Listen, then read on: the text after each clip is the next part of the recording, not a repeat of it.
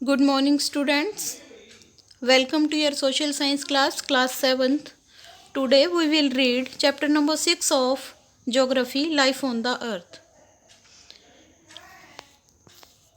In this chapter, we will read about vegetation belts of the world, tropical evergreen forest, deciduous forest, tropical softwood forest. We will also read about deserts, cold desert and hot desert, and grasslands, tropical grasslands and temperate grasslands.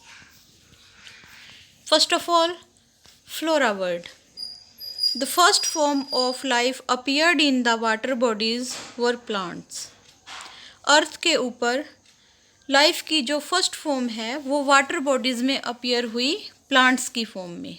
This plant kingdom is known as flora world. इस plant kingdom को flora world कहा जाता है. Vegetation. Vegetation includes forest, grassland, bushes and shrubs. Plant kingdom में vegetation को count किया जाता है. वेजिटेशन क्या होती है? वेजिटेशन में फॉरेस्ट, ग्रासलैंड, बशेस और श्रब्स को इंक्लूड किया जाता है. Next one is fauna.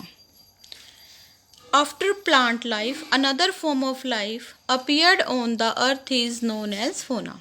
Plants के बाद लाइफ अर्थ के ऊपर जो सेकंड फॉर्म लाइफ की अपीयर हुई वो इन द फॉर्म ऑफ फोना.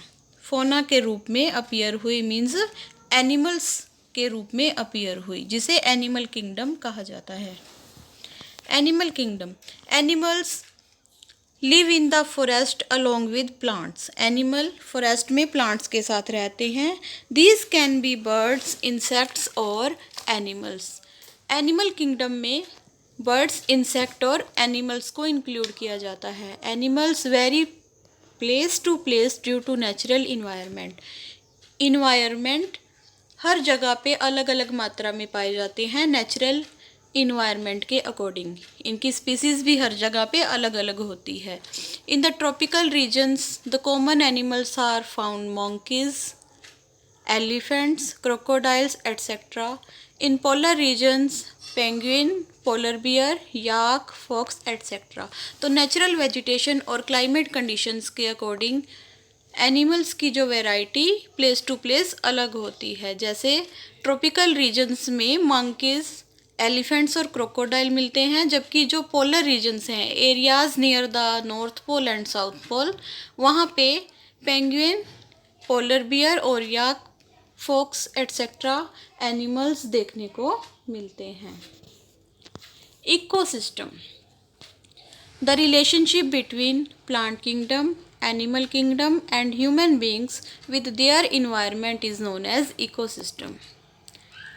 प्लांट किंगडम, एनिमल किंगडम और ह्यूमन बीइंग की इन्वायरमेंट के साथ जो रिलेशनशिप होती है उसे इकोसिस्टम कहा जाता है. Homo sapiens. The human beings who appeared on the earth surface were called homo sapiens. Human beings जो सबसे पहले अर्थ पर अपीयर हुए उन्हें होमो स्पेनिस कहा जाता है. Biosphere. All living things which are present on the earth is known as biosphere. सभी लिविंग थिंग्स जो अर्थ के ऊपर प्रेजेंट हैं उन्हें बायोस्फीयर कहा जाता है. It is divided into two kingdoms. इसे टू किंगडम्स में डिवाइड किया गया है, plant kingdom and animal kingdom. This were the important points of this chapter. Today we will read this chapter in detail. Let's start from your book Life on the Earth. For millions of years, our Earth was a barren planet without any life. Million years तक अर्थ एक बंजर planet था, बैरन planet था, unproductive था. यहाँ पे किसी भी तरह की लाइफ पॉसिबल नहीं थी. The first form of the life appeared in the water bodies belonging to the flora world और प्लांट किंगडम. अर्थ के ऊपर first form of life flora kingdom के रूप में, प्लांट किंगडम के रूप में अपीयर हुई वाटर बॉडीज़ में. Gradually, the plant life gave way to another form of life which is known as fauna और animal kingdom. धीरे धीरे जो प्लांट लाइफ है इससे इसके पश्चात एनिमल लाइफ शुरू हुई जिसे फोना कहा जाता है, एनिमल किंगडम कहा जाता है. तो सबसे पहले अर्थ पर प्लांट अपीयर हुए वाटर बॉडीज में, उसके बाद एनिमल्स अपीयर हुए. The relationship between plant kingdom, animal kingdom and human beings with their environment is known as ecosystem. Plant kingdom, animal kingdom और ह्यूमन बींग्स की अपने इन्वायरमेंट के साथ रिलेशनशिप को इकोसिस्टम कहा जाता है. The human beings who appeared on the earth surface were called homo sapiens. Human beings जो सबसे पहले अर्थ पर अपीयर हुए उन्हें होमोस्पेनिस कहा जाता है. As we know the earth is the only planet in the solar system where life exist. जैसा कि हम सभी जानते हैं अर्थ ओनली प्लैनेट है सोलर सिस्टम में जहाँ पे लाइफ पॉसिबल है. This living zone is known as biosphere. इस लिविंग जोन को बायोस्फीयर कहा जाता है. Biosphere is divided into 2 kingdoms, namely plant kingdom and animal kingdom. Biosphere को 2 किंगडम्स में डिवाइड किया गया है, प्लांट किंगडम और एनिमल किंगडम में. They live together in complete harmony.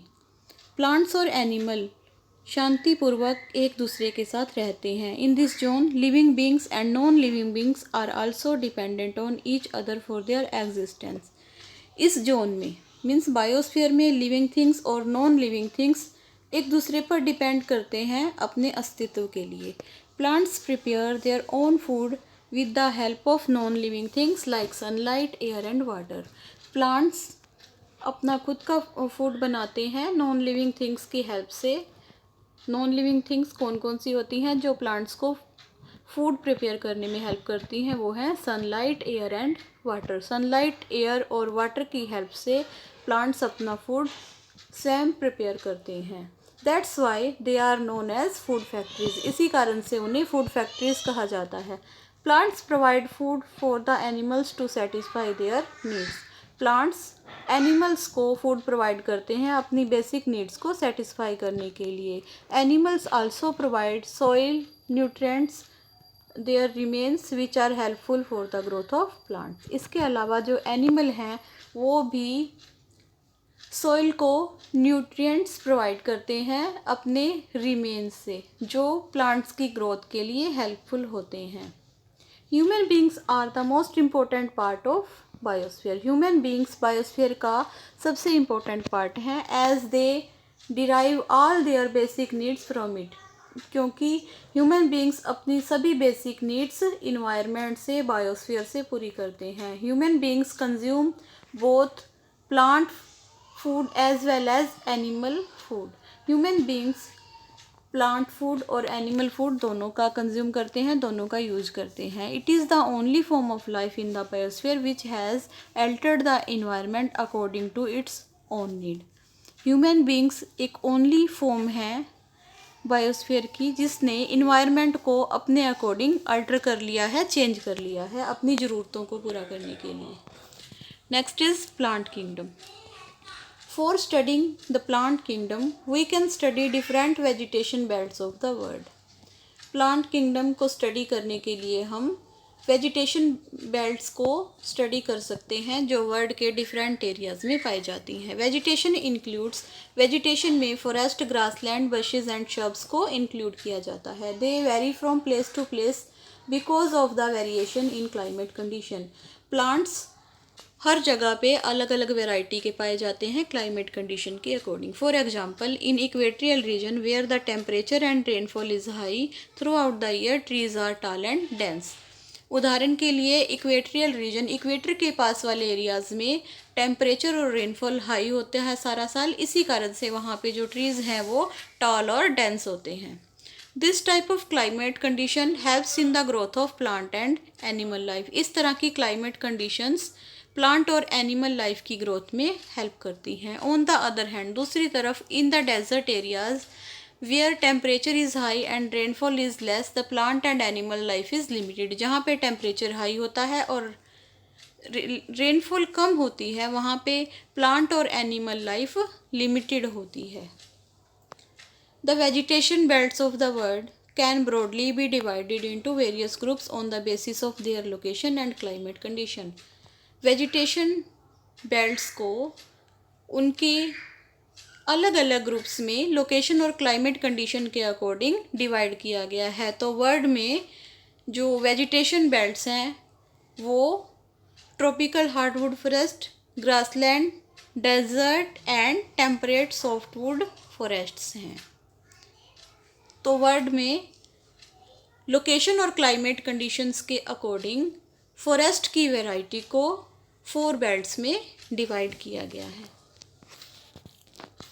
Vegetation belts of the world, first one is tropical hardwood forest, second is grasslands, third deserts and fourth temperate softwood forests. Let's study about these in detail. First one is tropical hardwood forests.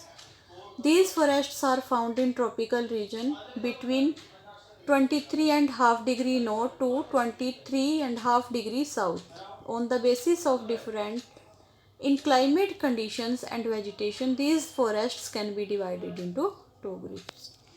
तो जो tropical hardwood forest हैं ये tropical regions में पाए जाते हैं, मतलब tropic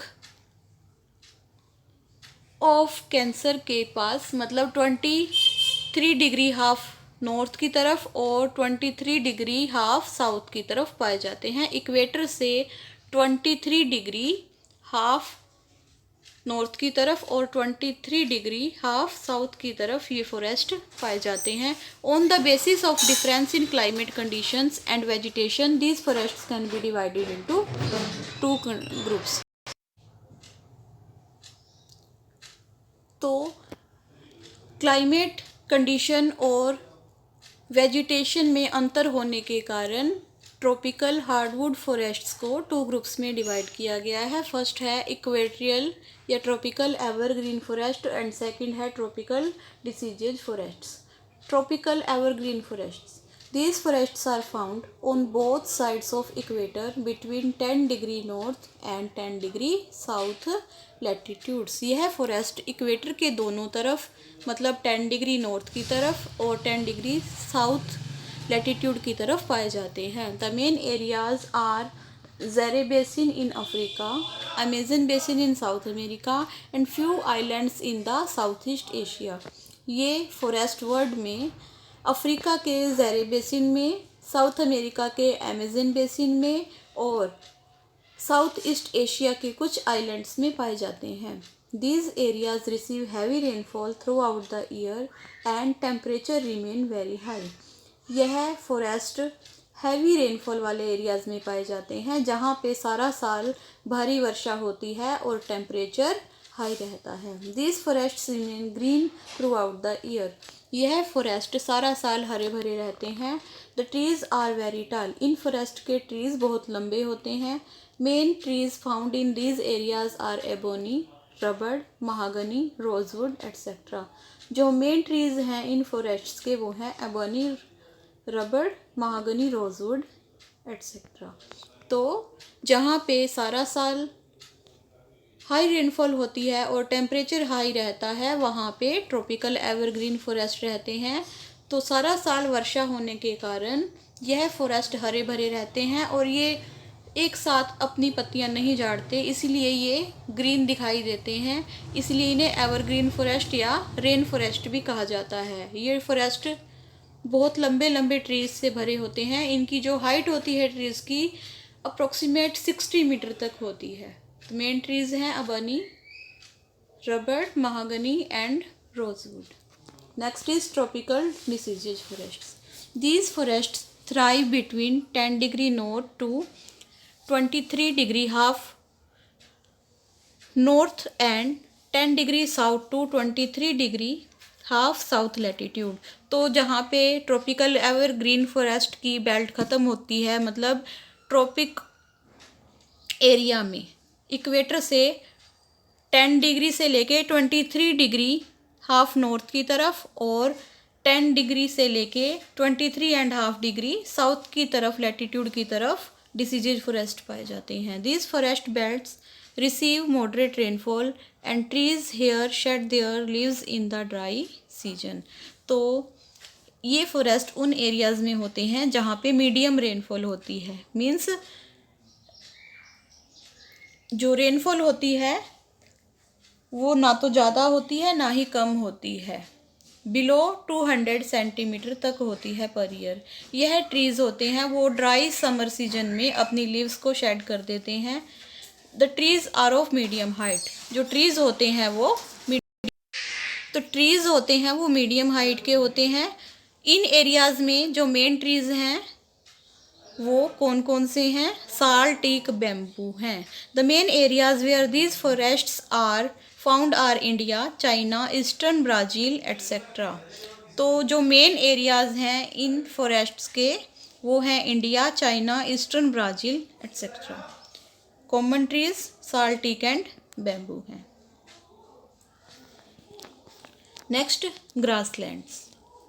Grasslands are area where the vegetation is dominated by grasses, grass-like plants and scattering of trees. Grassland वो एरियाज़ होते हैं जहाँ पे वेजिटेशन में ज़्यादातर ग्रास होती है। ये ग्रास इतनी लंबी होती है कि प्लांट्स के जैसे दिखाई देती है, और जो ट्रीज़ होते हैं वो बिखरे हुए होते हैं, मतलब दूर दूर तक होते हैं, उनमें बहुत गैप होता है, ट्रीज इकट्ठे नहीं होते। Grasslands are found in the areas of scanty rainfall. Grassland उन एरियाज़ में होते हैं जहाँ पे रेनफॉल कम होती है, विद वेरिंग टेम्परेचर कंडीशन, और टेम्परेचर कंडीशंस भी अलग अलग होती हैं। On the basis of climate condition, climate conditions के अकॉर्डिंग ग्रासलैंड्स को भी 2 ग्रुप्स में डिवाइड किया गया है। Tropical grassland, they are located between the equatorial forest and hot desert in both the hemisphere. Tropical grasslands equatorial forest के between located हैं। यह हॉट डेजर्ट और इक्वेट्रियल फॉरेस्ट के बिटवीन दोनों हेमिस्फीयर्स में पाए जाते हैं। मीन्स नॉर्थन हेमिस्फीयर में भी यह इक्वेट्रियल फॉरेस्ट और हॉट डेजर्ट के बीच में पाए जाते हैं, और साउथर्न हेमिस्फीयर में भी यह इक्वेट्रियल फॉरेस्ट और हॉट डेजर्ट के बीच पाए जाते हैं। These grasslands receive about 100 centimetre rainfall. इन ग्रासलैंड्स में 100 सेंटीमीटर तक रेनफॉल होती है। Grasses of these regions are very rough, thick and tall. इन एरियाज़ की जो ग्रास होती है वो बहुत रफ, थिक और टाल होती है।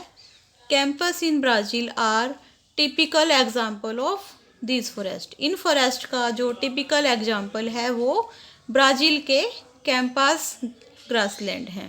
But you can see in this map tropical grasslands. Later we will fill these grasslands on map of the world. Next one is temperate grasslands.